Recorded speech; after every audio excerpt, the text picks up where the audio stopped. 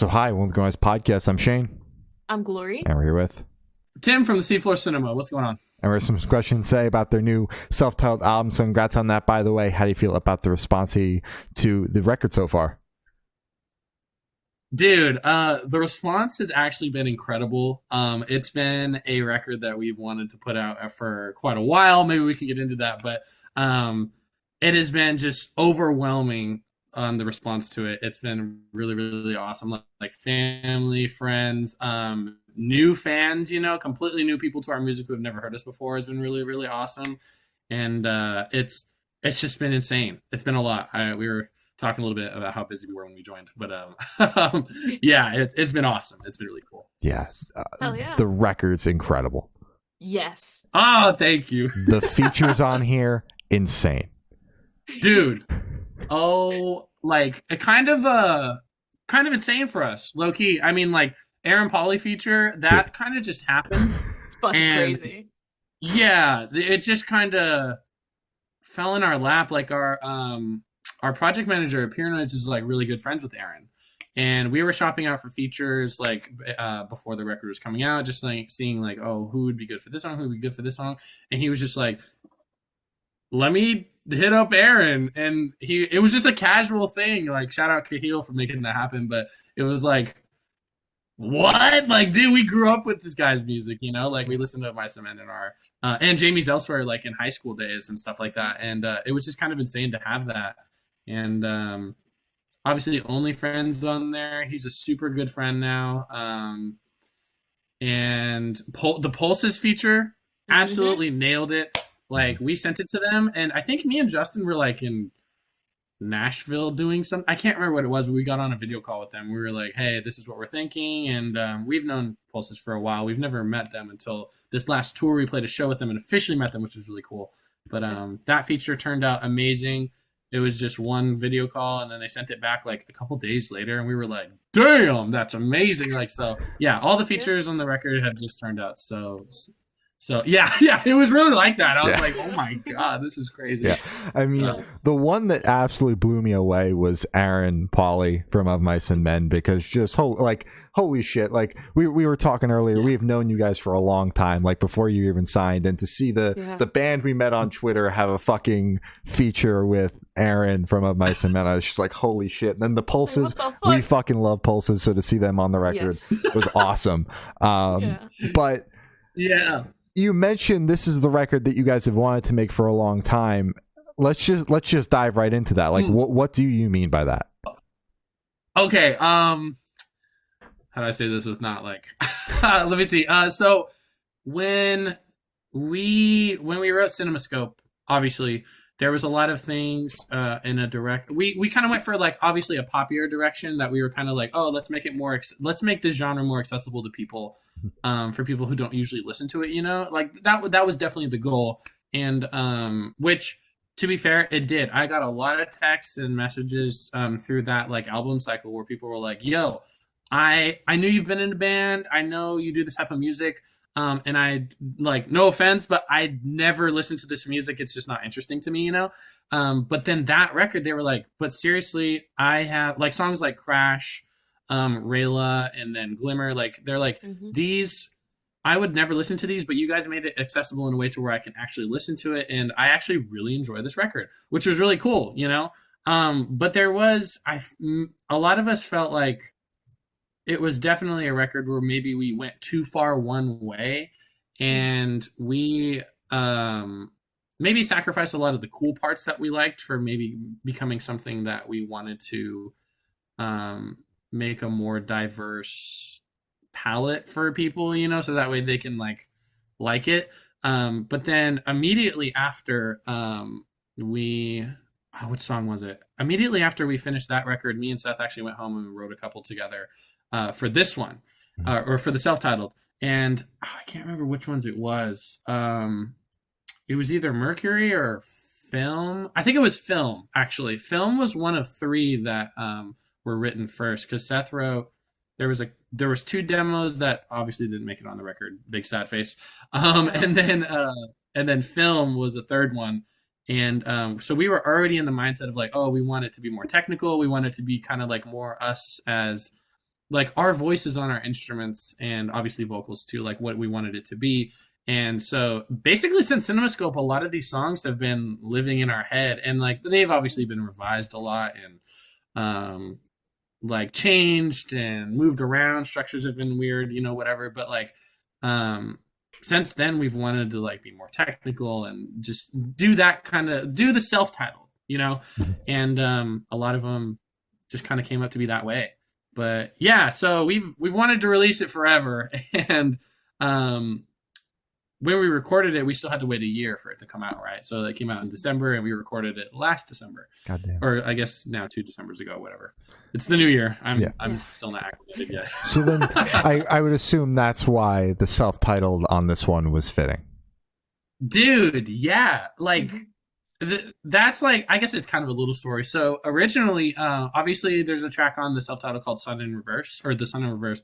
And that's what we originally wanted to name the record, because we were sitting in this Airbnb when we were in that we were sitting in for when we were recording with Bo, and we were all sitting around one night. It was like maybe half the record was recorded, and we were sitting at this table eating like tater tots. So I can't remember what it was. We had just watched this stupid movie, and we were just talking about the record, and we were like, "What do we want to name it?"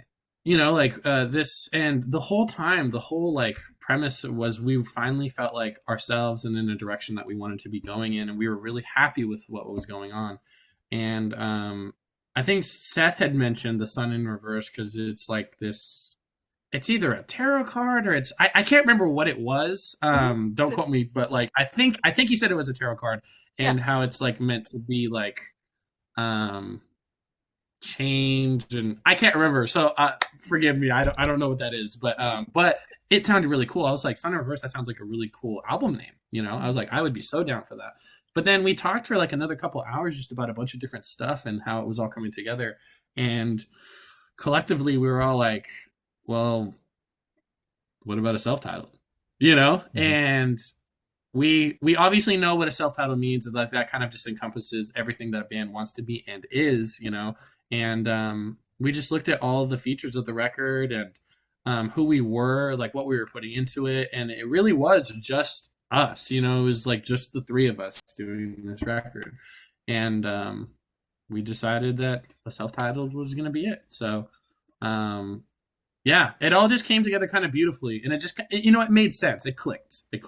So Absolutely. Hell yeah. Well, yeah. So are you able to tell us a little bit about the cover art for the record as well? Oh, yes, absolutely. So it's probably some of my most favorite cover art we've ever done. But I don't want to, I'm looking it up on Instagram right now because I do not want to say it wrong, because this dude deserves every bit of credit. Oh, for sure. Yes. I think Seth found the artist on Instagram. We a lot of the time, a little secret, the way Seafloor finds cover art, we scroll for out. We doom scroll, like just through artists and stuff. And we're just like, oh my God. And like sometimes it's days, Loki. Like the last record, CinemaScope, we scrolled for like probably a month, you know, just trying to find what would be perfect. And obviously the Cherub came out of that. But no, we were scrolling, and we send all the stuff that we find to the band chat. So there was like no messages. You just see this like plethora of like artists in our like, you know, text chat. All these links. And yeah, no, it was just links and links and links of stuff. And like sometimes it was hard to find. So we had to like start pinning stuff to the chat, because it's like, oh, this one's cool. Oh, this one's cool. Yeah. But we found this guy named Morgan Gervin. And and that's what his name is on Instagram, Morgan Gervin. Literally so sick, amazing art. And we were like, yo, since it's a self-titled, we've never done like a literal underwater movie theater, like the Seafloor Cinema, right? And that's what we tell people sometimes when they're like, what's your band name? And because they think it's C4, like the bomb. And I'm like, oh, no, it's Seafloor Cinema, like bottom of the seafloor. So we always used to say underwater movie theater. So we were like, what if we actually do an underwater movie theater, you know? Yeah. And so we sent him the idea. He sent us back a first draft. I think we only went through like a couple, and then it finally got it right. And it just looked incredible, like with the big whale on there, the like underwater, all the moss on the theater with the Seafloor Cinema on there. You know, it was so perfect. And Morgan Gervin is amazing. Shout out to them. Like they absolutely killed it. So yeah, that's how the cover art came to be. I Love fucking love that you guys did a visual of your name for your self-titled cover art. It's just like a fucking name and the name and the name. It's amazing. Yeah, we really doubled down, huh? Yeah. Double down on the band name. That's certainly something. Yeah, it was definitely an idea, but I'm honestly so really blessed and shocked that it came out the way it did. You know, Absolutely. It was really cool. Yeah. Hell yeah. So can you tell us a little bit about your writing process for the album? The writing process for the record is really cool because a lot of the times we have these things called Seth songs and then Justin songs, because they'll definitely write, like I definitely contribute, you know, because they'll give me drum parts and I'm like, that's stupid, I'm not playing that, and then I'll write my own parts. Respectfully, I've definitely said that to their face, so it's what it is. But for this record in specific, a lot of it was stemmed from that, like when me and Seth came home from CinemaScope and we were just like, we want to play fast, essentially, you know, play fast and then just like something crazy. And then he'll write songs a lot of the time and like flesh them out fully, and then just be like, yo, what should we do with this? And then me and Justin kind of like dissect it, pick it apart, and kind of tear it up, rearrange it, and do stuff, you know. And a lot of the time that is what happens. And then Justin will do that. Not as much as Seth. Seth will freaking just go. Like, the dude's a songwriter. He'll just like absolutely just, for days, he'll lock himself in his room, like buy a new guitar, and then just go. You know, it's crazy. But Justin will do the same thing. You know, like Crop Top Sorority, The Lesson, Justin wrote, and Jacob Cracks the Liberty Bell. Those are all we call Justin songs because they definitely, you know, they deviate a little bit from like our sound, I guess. But like we, I think they make up a lot of like what's cool about us. We kind of like do random things and we're just like, well, what if we did this, you know? And we experimented, like sometimes I'll just like write drums for a full song and then just send it to Seth and see what he does with it, you know? So a lot of the time it's just like back and forth, seeing like what they come up with, what I come up with. But yeah, specifically for this one, it was a lot of Seth just writing a ton and then us picking it apart and seeing what works. And I think it's kind of cool because the process is like the very first couple songs were like ones that were, except for maybe Geese Attack was a little later, even though it's earlier in the record. You can kind of see like the progression of like, oh, we want to do crazy stuff. And then as you get later in the record, it's kind of like, oh, we were experimenting like with ballads and what, like just the different types of tastes that we were into at the time, you know? Yeah. And it was really cool, but it's not super represented in the order of the album because we definitely ordered it in a way that we wanted it to sound. But like if you were to listen to the tracks like in order of where they were written, it definitely had a cool progression. But we wanted to give it a good pace. That's why we ordered it the way it did. But yeah, that's kind of how the writing worked for that. And this whenever the next record is, we've been experimenting with new ways. Like me and Seth are actually starting to sit down together in the studio and just go, you know, just write. We've done that a couple times and see what comes out of it. So hell yeah. Fucking love awesome. Yeah. So what song off this album took longest to write, and which one is your personal favorite? Ooh, what took longest to write? Mm-hmm. Oh, that's a good question. I don't know. Well, one that didn't make it on the record, it's called Holy. That one probably took maybe the longest to like figure out, but let me see. It's either like, I don't know, because like I said, for the writing process, we kind of just send it back and forth until it's like kind of completed, you know? Let me think. Well, the ones that definitely had maybe like the most revisions, maybe Take Drugs, Kill a Bear. I know that was changed a little. That actually wasn't going to be on the record. And that one was originally named Swordfoot, and I have no idea why I was named that. Your name. I would just like to say. I would just like to say, not to interrupt you. No, the song titles are incredible. So good. Yes. Dude, yeah, it's we kind of have fun with it. It's been kind of like an every record thing where we're just like, what can we name the songs that just sound completely stupid? The Justin and Seth have like this song title list to whenever I say something stupid or they say something stupid, they just immediately put it in there, you know. And like, yeah, we freaking, I think we drove, I can't remember where we were on tour, but we drove past Bear Creek. So like now there's a song title in there called Bears in a Creek, you know, and it's just like, it's just random stupid stuff, you know. And like I said, Take Drugs Kill a Bear is a Fallout, I think, Vegas reference. And then a lot of the other ones, like Justin named Crop Top Sorority, which is hilarious. Mercury and Gatorade's one of our favorite ones. I fucking love that. A lot of these teams, yeah, that's definitely one of my favorite. Actually, I think to answer your previous question, Mercury and Gatorade's probably my favorite song on the record. Good pick. Just because that was like maybe one of the middle ones we wrote, or kind of like middle to early-ish, but definitely near the middle. And it was originally called If He Was a Cowboy. And nice. So it's just like crazy stuff. And that one's definitely my favorite just because it's the drums on it are super cool. And I remember where we were like when we were writing it, and it was a good time. You know, it was a really, really good time. But yeah, I don't know what the longest one was or the most difficult one was to write. They all kind of had their own process, you know, so maybe like all of them. And this time, big shout out to Bo Burchell. Saleston, like, he really worked with us on kind of how like we wanted to do things. So like instead of like sacrificing really cool parts for like maybe making it more accessible, he was like, you know what, instead of this, do it this way. But it was tight, you know. So yeah, I don't know. They all were kind of like that. So nice. Hell yeah. Hell yeah. So where was your headspace at while you guys were writing this album? Headspace. Well, we knew, like I said, we wanted it to be us. And we knew we wanted it to kind of reflect more in the direction of what we wanted to be doing, maybe like more into our career or later on. Headspace, though, we had just...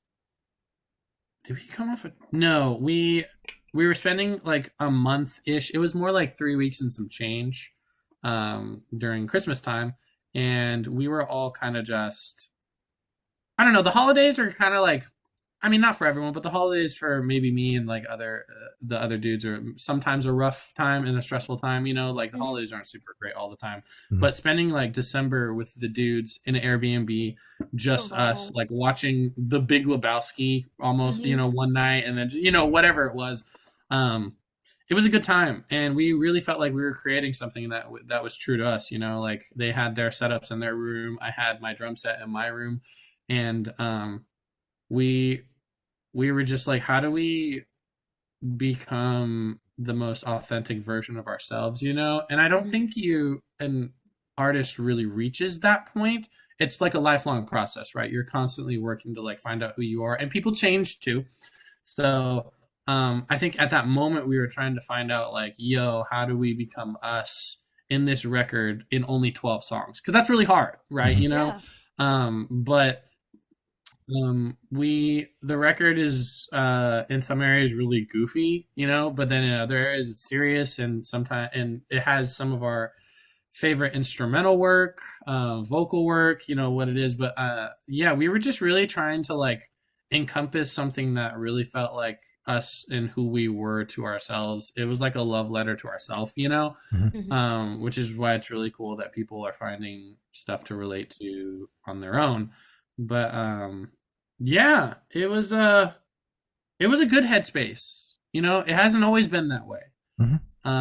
Which is why it was really cool that this time it was. So I love my boys, and I'm really glad that we could do that. Fuck yeah, love it. Yeah, very like incredibly happy to hear that you were able to spend the holidays with your friends, and it was a good headspace. That's fucking awesome. Yeah, yeah. Absolutely. How do you recommend your fans to listen to this album for the first time? Should they play it in the car with friends, dark with headphones on? Should they work out to it? What do you personally recommend? Ooh. Wow, that's a good question because everyone's different, huh? Mhm. Um, I think the way I will listen to a record personally, it's so weird that I still do this. I have like this really old boombox that my dad gave me when I was little, and like I'll just put like a CD in and lock myself in my room and just listen to it and kind of like um try to listen to like what the artist is trying to say, or like what they really tried to encapsulate for that record. So I mean that's how I do it, but I also love being in my car and listening to like whatever at super freaking loud volume and just like driving down pretending like I'm in a movie or whatever. But I don't know, like a lot of different people have told us like, yo, I found your stuff playing in my coffee shop because you came on shuffle and like now I listen to you all the time. Or I listened to you while I was driving in my car because it also came on shuffle. So I think what really speaks to the record, especially like trying to be our true selves, listen to it wherever you want, whether that's in headphones, in the car, working out, in a coffee shop, or what's the weirdest one we've ever got? We went into a taco shop one time and they were like, yo, like you guys look like a band. We get that a lot. Super long. I have my hair tied up, but like always super long hair. And they're like, you look like a band. And I'm like, oh shoot. Well, yeah. And then we tell them, and then, usually it doesn't happen. It's like, oh, we'll check you guys out, Yeah. But dude started playing our music like just while we were there. And I was like, oh no. And they're like, I'm gonna tell my whole family about you guys, my friends, blah blah blah. And I was like, sick, dude. Like that's awesome, man. So yeah, anywhere. Really anywhere, dude.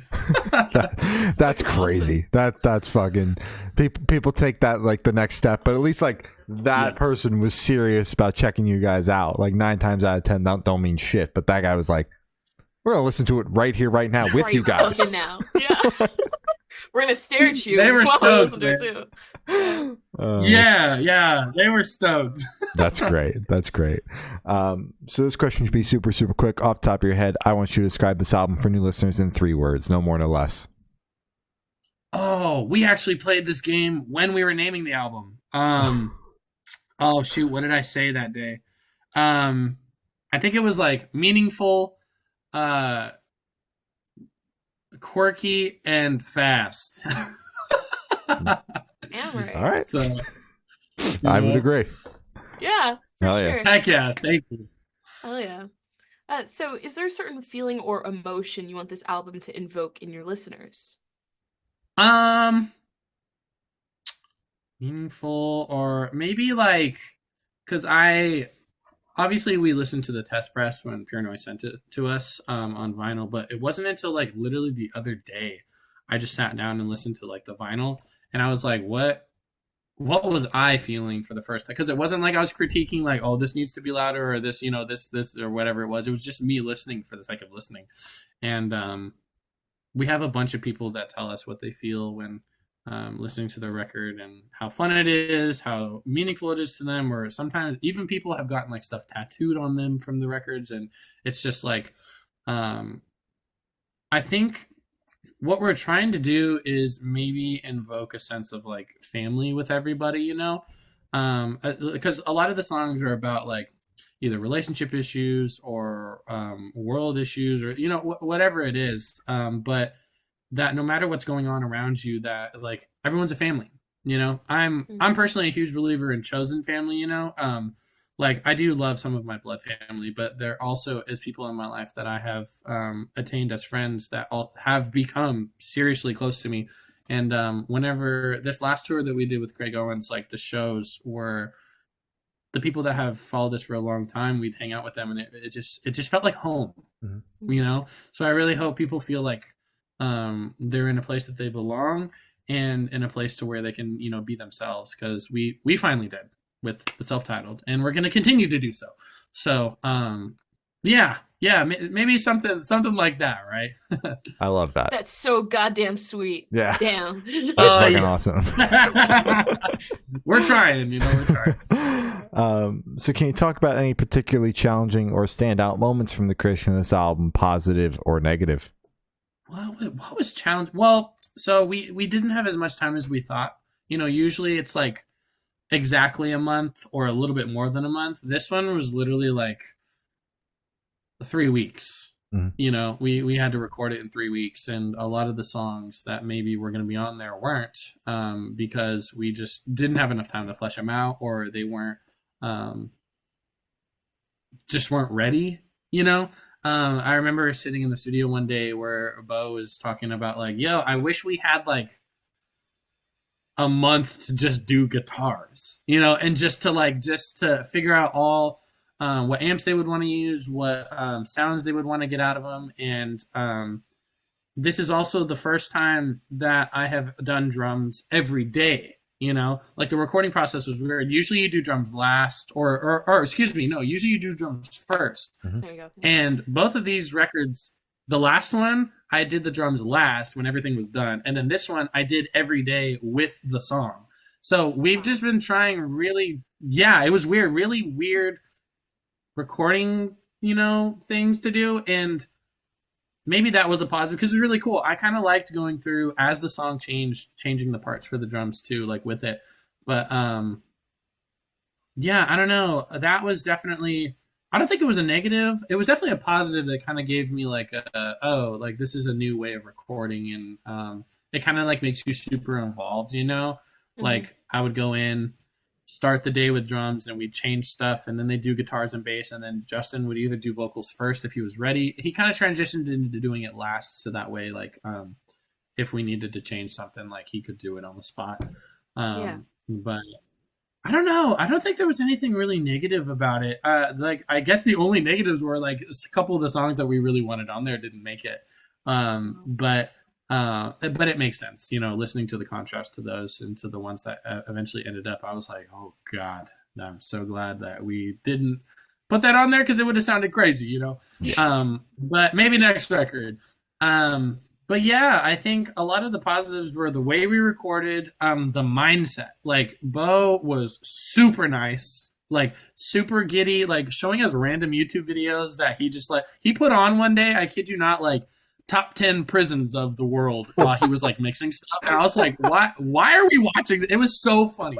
It was so funny. Like it was a fun like little time, but then when it came down to it, like the recording process was super cool. And our video guy, our video and like photo guy Jacob that we take on every tour with us, he showed up halfway through or he was like there the last week, I think, and just capturing like the fun times. And we have a video where like I'm going back and forth with Bo talking about something, and he like pans to Bo, and every time he pans back to me, like I'm holding, like Justin and Seth would like put more items of like clothing or like cups or something on me. And it was like a super serious video, but it was hilarious. I don't know if we ever posted that as a TikTok, but like, it was just a really positive recording process. And I'm really grateful that there wasn't a lot of negative. And I think maybe anything that got into that realm, it wasn't negative, but it was a stressful passion to get things right, with little time that we had. So, I think that's what it was. That's awesome. Hell yeah. I love that. Also, so for this last question, we're dropping the entirety of the Seafloor Cinema in a horror movie. Who is dying first, and who is making it to the end? I think Seth's dying first. Just he's gonna hear this, he's gonna be so mad. But just I don't know, no survival instincts. No, I freaking love him. But not only because I'm the one talking, but I would probably definitely die second. And the only reason I say this, me and Seth would maybe die at the same time, I'm not sure. I watch a lot of horror movies. They're like, I love them to death. But Justin, we call him to this day, and in the chat, his name is Fearless Leader. Because the dude, like, he goes camping. He does a lot of the stuff like on the car when it like blows up on tour. He just has a lot of like survival instincts that are like peak, So a lot of the time when me and Seth are just sitting there like, I don't know what to do, like he'll just help out. So Justin is definitely making it to the end of the horror film. And I don't know. maybe I'll die first. Who knows? But me and Seth are I definitely mean, you dying. talked a lot of shit there on Seth. He's got to die first now. You locked that in. I know. Oh my god, dude! Like oh my god. But funny little tidbit. Actually, we were supposed to do a horror video for If This Were a Film, and it never happened because we just couldn't make it work. We were actually supposed to. I think I could talk about it. It didn't happen. So we're gonna, the guy that does Bad Omens, their music videos, or the most recent, I can't remember which one it was, but we were in contact with him. We were gonna fly out to Jersey and do this whole like murder house type beat thing because Only Friends on that song, and we were gonna, and he wears like a pumpkin head mask thing, so he was gonna be like in the horror video. We were all going to be in it. We were going to like die. It was going to be, we were going to bring in like a bunch of people from different bands, like as like a ring thing, like we would be streaming in the music video, and the killer comes like and kills bands that stream or doing I don't know. It was a whole concept. We never really finished it, but so in that, Seth would have died first. No. All to say, Seth is still dying first. He's gonna kill me. Oh god, he's gonna kill me. Oh god, that's incredible. That's awesome. Yeah. Seth, we love you. We love you. I love Seth. He's my brother. He's my best friend. So. I love it. So, as Gloria said, that's all the questions we had today. Is there anything that you would like to plug? Shout out to Pure Noise Records for always being super amazing to us. Shout out to Bo Burchell for literally making our vision come true. Shout out to all our features, Aaron Pauly, Only Friend, Pulses. And shout out to you guys for being seriously super awesome. You like, this is literally, I think, the chillest interview I've ever had in my life. Thank you. So, yeah. And definitely shout out to our manager, Kyle, because he puts up with our nonsense. Oh, yeah. Oh, yeah. All right. Well, thank you for listening. It's been Tim from the Seafloor Cinema, and we have been the Good Noise Podcast.